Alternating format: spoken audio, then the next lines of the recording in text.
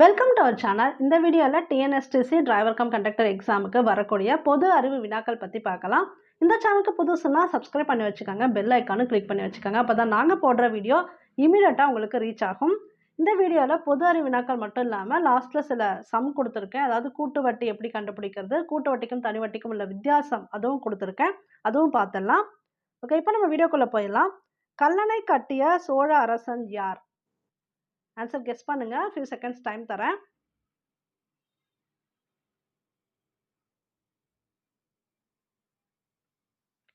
கரிகாலன். கல்லணையை கட்டியவர் கரிகாலன். இந்திய விடுதலை நாள் ஒவ்வொரு ஆண்டும் டேஷ் நாள் கொண்டாடப்படுகிறது.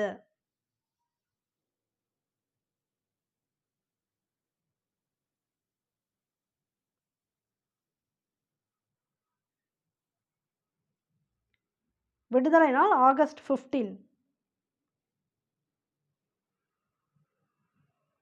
இந்திய குடியரசு தினம் ஒவ்வொரு ஆண்டும் டேஷாம் தேதி கொண்டாடப்படுகிறது.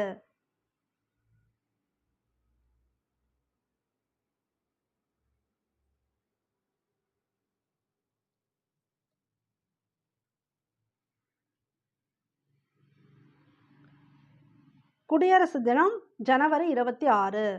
விடுதலை நாள் ஆகஸ்ட் 15, குடியரசு தினம் ஜனவரி 26. இதே கேள்வி 2023 நடந்த எஸ்சிடிசி எக்ஸாமில் எப்படி கேட்டிருந்தாங்கன்னு பார்த்தீங்கன்னா, இந்திய குடியரசு தினம் பின்னொன்றில் எந்த நாளிலிருந்து கொண்டாடப்படுகிறதுன்னு கொடுத்து இயரும் கொடுத்துருந்தாங்க. ஜனவரி 26 கொடுத்துருந்தாங்க. அது கூடவே என்ன கொடுத்துருந்தாங்கன்னா இயர் கொடுத்துருந்தாங்க. 1950 ஜனவரி 26லேருந்து தான் நம்ம வந்து குடியரசு தினம் கொண்டாடுறோம் அப்படிங்கிற மாதிரி கொஸ்டின் கேட்டிருந்தாங்க. ஸோ அதனால தான் பேசிக்னாலும் இதை நான் கொடுக்குறேன். இப்போ இந்திய அரசியலமைப்பு இறுதியில் 1949 டேஷில் இயற்றப்பட்டு 26 ஜனவரி 1950 நடைமுறைக்கு வந்தது.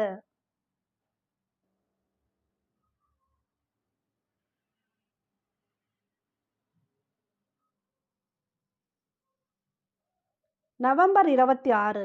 ஆக்சுவலாக அரசியலமைப்பு பார்த்தீங்கன்னா 1949 நவம்பர் 26 இயற்றப்பட்டிருக்கு. ஆனால் அது எப்போ நடைமுறைக்கு வந்ததுன்னா ஜனவரி 26 1950 தான் நடைமுறைக்கு வந்தது. ஸோ இயற்றப்பட்டது இந்த டேட்டு, நடைமுறைக்கு வந்தது இந்த டேட்டு. சரிங்களா? அப்போ இந்த நடைமுறைக்கு வந்ததுக்கு அப்புறம் தான் நம்ம வந்து அந்த குடியரசு தின விழாவை கொண்டாடிட்டு இருக்கோம்.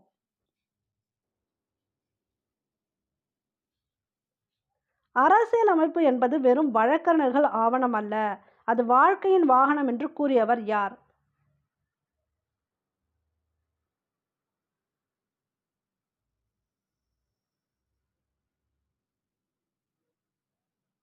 Doctor B.R. அம்பேத்கர். இவர் தான் அரசியலமைப்பு என்பது வெறும் வழக்கறிஞர்கள் ஆவணம் அல்ல, அது வாழ்க்கையின் வாகனம் என்று கூறியவர். சட்ட மேதை என்று அழைக்கப்படுபவர்?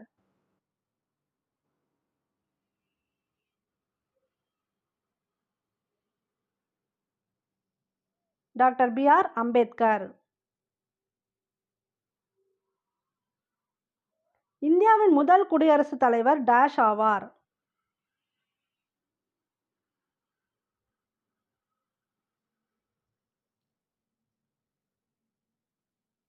டாக்டர் ராஜேந்திர பிரசாத். இந்தியாவோட முதல் குடியரசுத் தலைவர் டாக்டர் ராஜேந்திர பிரசாத். இந்தியாவின் குடியரசுத் தலைவர் பற்றிய கூற்றுகளில் எது சரி? எது சரி தவறுங்கிறத விட நம்ம எப்படி பார்த்தலாம். எப்படி உங்களுக்கு கொஸ்டின் கேட்பாங்கன்னா, இந்திய இராணுவத்தின் முப்படைகளின் தலைமை தளபதி யார் அப்படின்னு கேட்பாங்க. இந்திய இராணுவத்தோட முப்படைகளின் தலைமை தளபதி இந்தியாவோட குடியரசுத் தலைவர் தான். அதுபோல் இந்தியாவின் முதல் குடிமகன் யார் அப்படின்னு கேட்டாலும் குடியரசுத் தலைவர் தான். ஸோ இதில் 2 கொஸ்டின் இருக்குது, ஞாபகம் வச்சுக்கோங்க. இந்தியாவோட முதல் குடிமகன் யார் அப்படின்னு கேட்டால் குடியரசுத் தலைவர். இந்திய இராணுவத்தோட முப்படைகளின் தலைமை தளபதி யார் அப்படின்னு கேட்டாலும் குடியரசுத் தலைவர் தான்.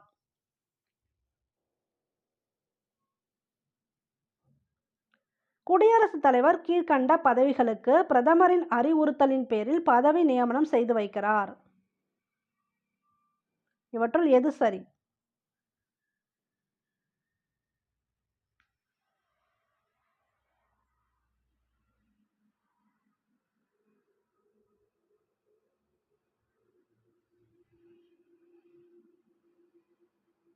அனைத்தும் சரி. இன்னைக்கு டெஸ்ட் வீடியோ ஒன்று கொடுத்துருந்தேன் இல்லையா, மெட்ராஸ் ஹைகோர்ட்டில் கேட்ட டிரைவர் கொஸ்டின்ஸ்னு, அதிலே இந்த கேள்வி வந்து பாருங்கள். இதெல்லாம் நான் மெட்டீரியலில் கொடுத்துருக்கேன் ஆக்சுவலாக. என்ன கேட்டிருந்தாங்கன்னா, குடியரசுத் தலைவர் கீழ்கண்ட பதவிகளுக்கு பிரதமரின் அழுத்தத்தின் பேரில் பதவி நியமனம் செய்கிறார். யாருக்கெல்லாம் குடியரசுத் தலைவர் பதவி நியமனம் செய்கிறாங்கன்னு பார்த்தீங்கன்னா, மாநில ஆளுநர், உயர் மற்றும் உச்ச நீதிமன்ற நீதிபதிகள், இந்திய அரசின் தலைமை வழக்கறிஞர், இந்திய தலைமை தேர்தல் ஆணையர்கள், இவங்களுக்கெல்லாம் தான் குடியரசுத் தலைவர் பதவி பிரமாணம் செய்து வைக்கிறாங்க. ஆனால் ஒவ்வொரு மாநிலத்தோட முதலமைச்சருக்கு யார் பதவி பிரமாணம் செய்து வைக்கிறாங்கன்னு பார்த்தீங்கன்னா, அந்த மாநிலத்தோட ஆளுநர். ஒவ்வொரு மாநிலத்துக்கும் எல்லா மாநிலமும் சரி, ஒவ்வொரு மாநிலத்துக்கும் அந்த மாநிலத்தோட ஆளுநர் யாரோ அவங்க தான் அந்த சிஎம்க்கு பதவி பிரமாணம் செய்து வைப்பார்கள்.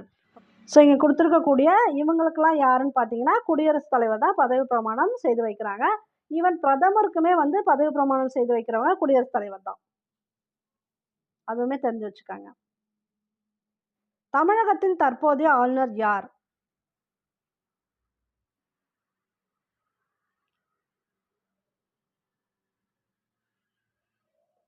ஆர்.என். ரவி. உச்ச நீதிமன்றம் அமைந்துள்ள இடம்?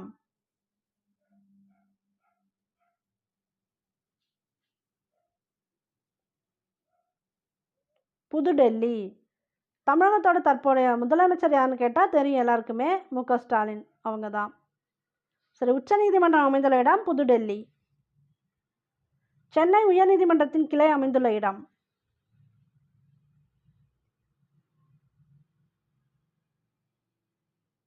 மதுரை.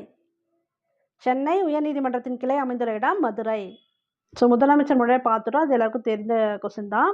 இந்தியாவின் தற்போதைய 15வது குடியரசுத் தலைவர்?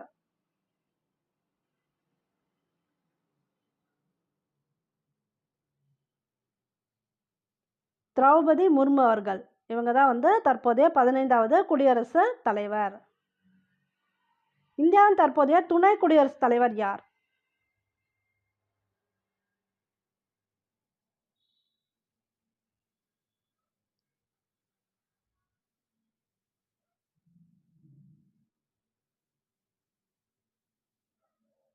ஜக்தீப் தன்கர்.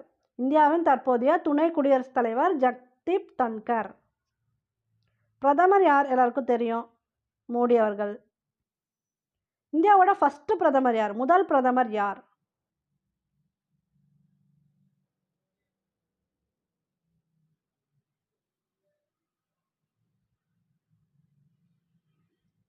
நேரு. இந்தியாவின் முதல் பிரதமர் நேரு. யாருடைய பிறந்த நாள் குழந்தைகள் தினமாக கொண்டாடப்படுகிறது? இதெல்லாம் பேசிக் கொஸ்டின் தான், ஜஸ்ட் ஆனால் ரீகால் பண்ணிக்கலாம். நேரு அவர்களோட பிறந்த நாள் தான் நவம்பர் 14. டேட் பார்த்தீங்கன்னா நவம்பர் 14 குழந்தைகள் தினமாக கொண்டாடப்படுகிறது. யாருடைய பிறந்த நாள் ஆசிரியர் தினமாக கொண்டாடப்படுகிறது? ஆசிரியர் தினம் டேட் கேட்டாலும் பார்த்துக்காங்க, செப்டம்பர் 5 தான். செப்டம்பர் 5 ஆசிரியர் தினமாக கொண்டாடப்படுகிறது. அது யாரோட பிறந்த நாள்?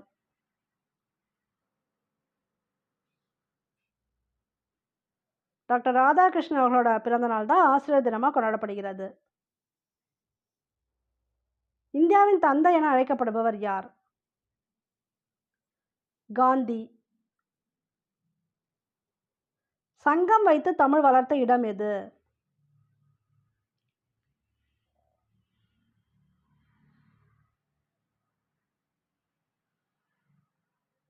மதுரை.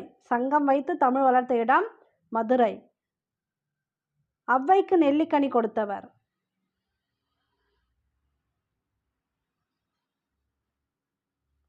அதியமான்.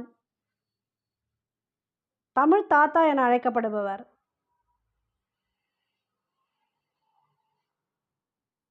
உ.வே. சாமிநாதன். தமிழ் தென்றல் என்று அழைக்கப்படுபவர்? திருவிகா. திருவிகாவோட ஃபுல் நேம் கொடுத்துருக்கு. ஏன்னா ஒரு தடவை என்ன கேட்டிருந்தாங்கன்னா, திருவிகா அப்படின்னா என்னன்னு கேட்டிருந்தாங்க. திருவாரூர் விருத்தாசலம் கல்யாண சுந்தரனார். இந்தியாவின் ஏவுகணை நாயகன் யார்?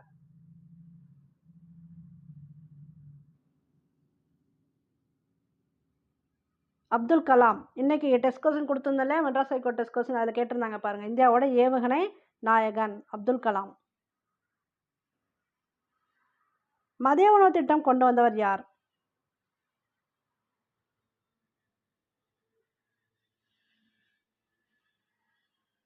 காமராஜர். படிக்காத மேதை என்று அழைக்கப்படுபவர் யார்?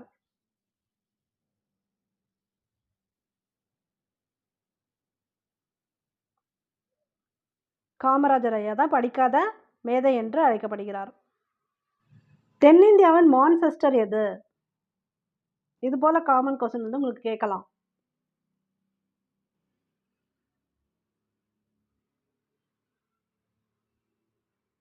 கோயம்புத்தூர். தென்னிந்தியாவோட மான்செஸ்டர் கோயம்புத்தூர். இந்தியாவின் மிக உயரிய விருது எது?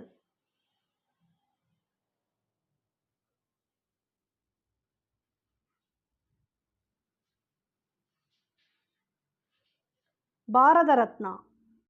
உலக தமிழ் செம்மொழி மாநாடு நடைபெற்ற ஆண்டு?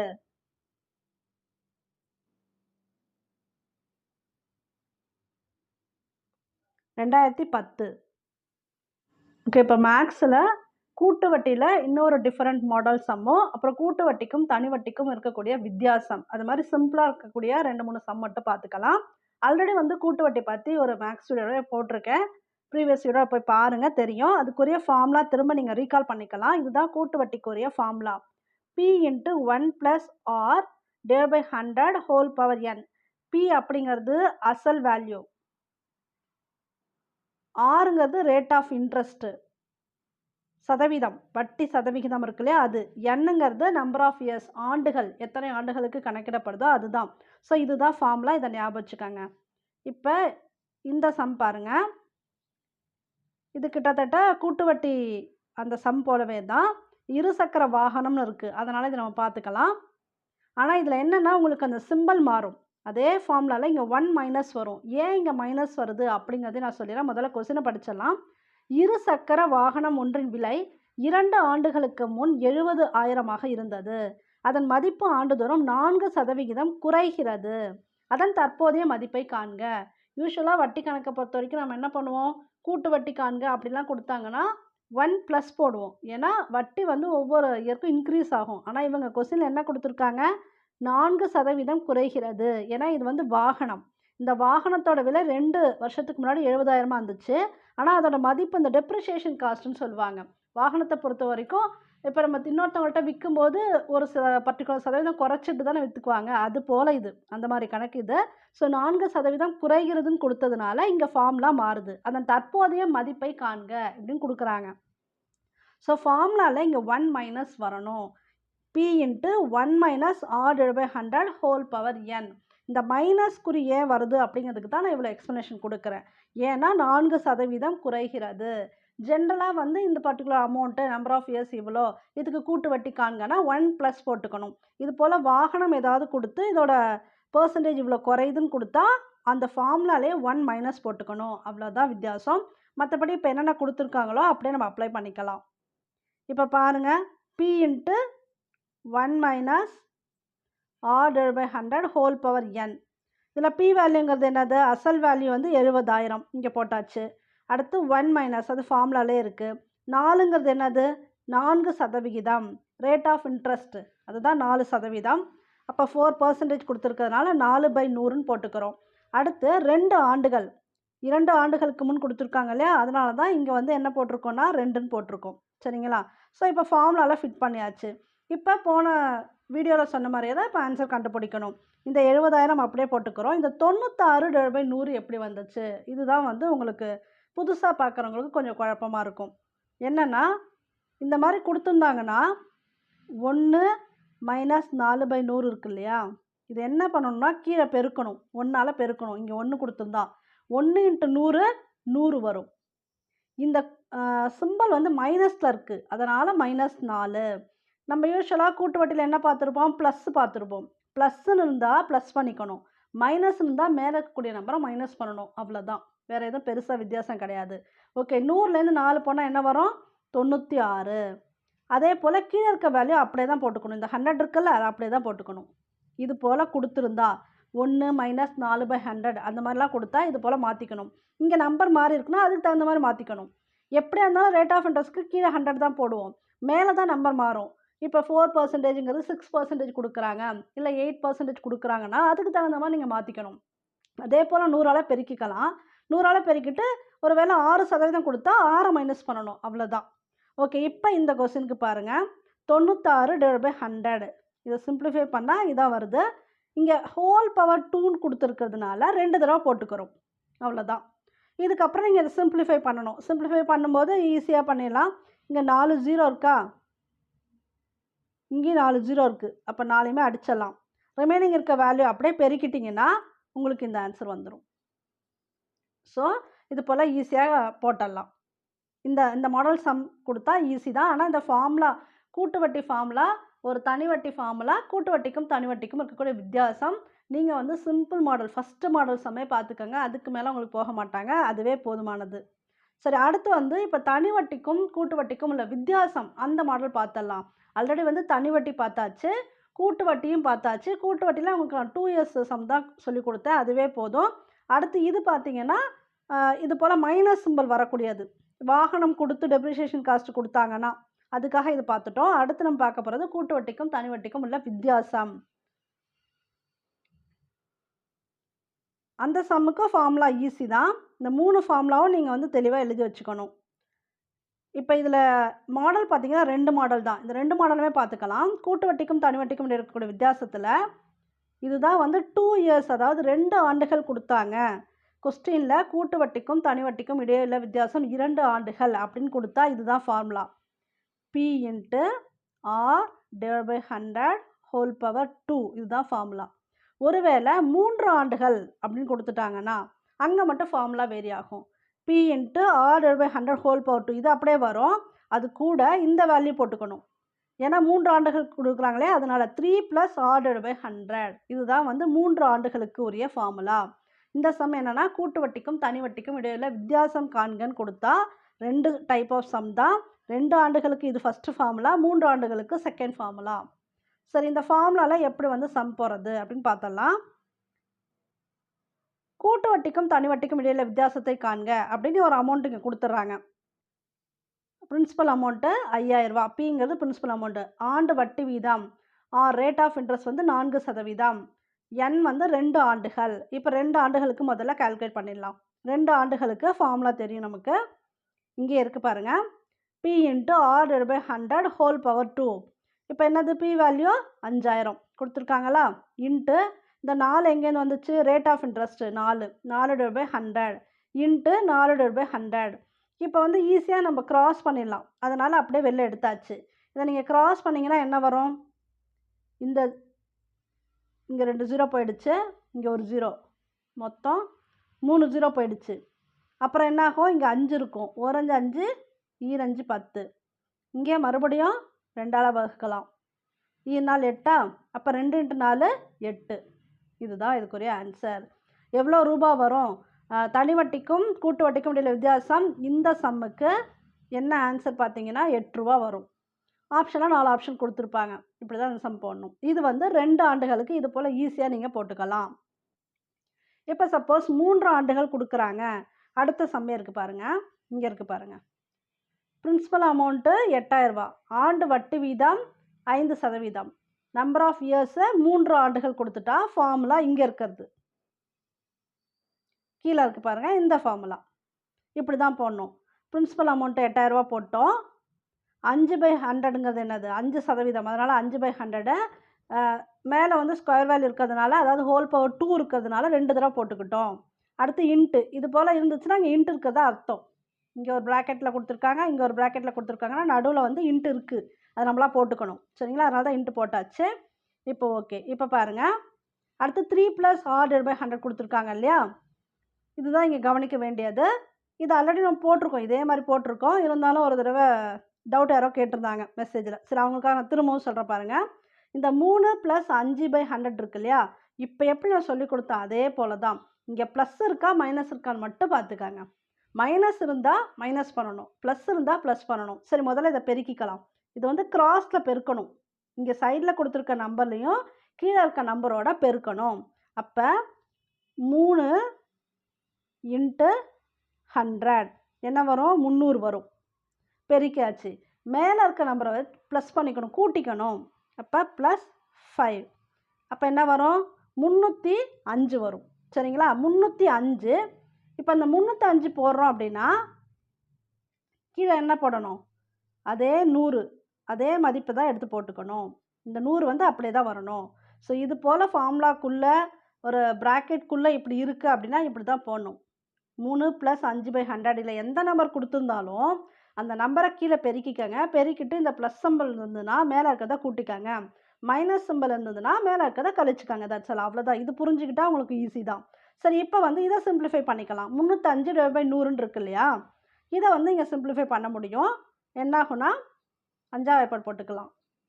2 10, 6 30, 1 5 61/20 வந்துருச்சு.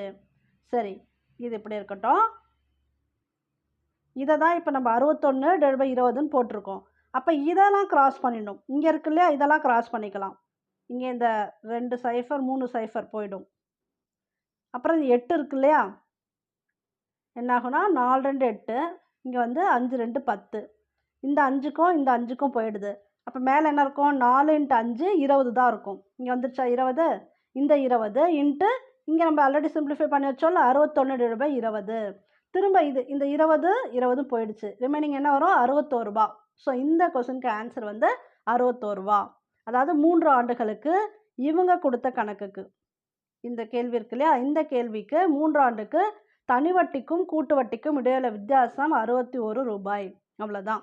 ஸோ இன்றைக்கி நம்ம வந்து கூட்டு வட்டி தனி வட்டி வித்தியாசம் பார்த்துருக்கோம். அது மட்டும் இல்லாமல் கூட்டு வட்டியிலே உங்களுக்கு டிஃப்ரெண்ட்டான சம் இந்த மாதிரி டெப்ரிஷியேஷன் காஸ்ட்டு இருசக்கர வாகனத்துக்கு கொடுத்தா அதுக்கு தகுந்த மாதிரி பார்த்துருக்கோம். சரி, இதுக்கு பின்னாடி வந்து எக்ஸசைஸ் சம் கொடுத்துருப்பாங்க. அது இன்னொரு நாள் வந்து உங்களுக்கு நான் எப்படி வரும் அப்படி தான் போட்டு காட்டிடுறேன். இந்த வீடியோ பிடிச்சிருந்தா லைக் பண்ணுங்கள், ஷேர் பண்ணுங்கள், கமெண்ட் பண்ணுங்கள். இந்த சேனல் புதுசுன்னா சப்ஸ்கிரைப் பண்ணி வச்சுக்கோங்க. தேங்க்யூ ஃபார் வாட்சிங்.